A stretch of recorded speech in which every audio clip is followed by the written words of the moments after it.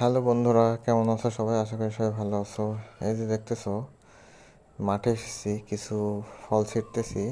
এগুলো আসলে তোমাদের পছন্দের একটি জিনিস, সেটা হচ্ছে ডাউল, সেটা হচ্ছে কালার ডাউল যেটা বলা হয়। এই যে মাষকালাই বলে না কালার ডাল বলে, তোমরাই ভালো করে চিনো এটা।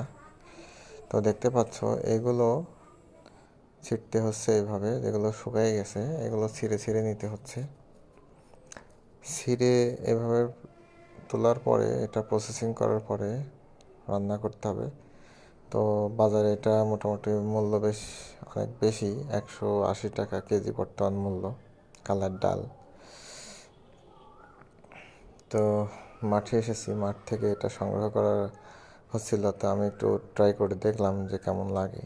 এই যে দেখো, এই যে কালাই, এটা এভাবে জমা রাখা হচ্ছে। এটা আর একটু শুকিয়ে, রোদে দিয়ে শুকিয়ে প্রসেসিং করলে এটা খাওয়ার উপযুক্ত হয়ে যাবে।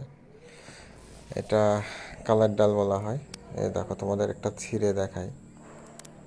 এই যে এইগুলোই হচ্ছে কালাই। তো দেখতে পাচ্ছ কালাই ডাল কিভাবে তোলা হয়, মাঠ থেকে সংগ্রহ করা হয়। এই যে এইভাবে, এগুলোই সেই কালাই।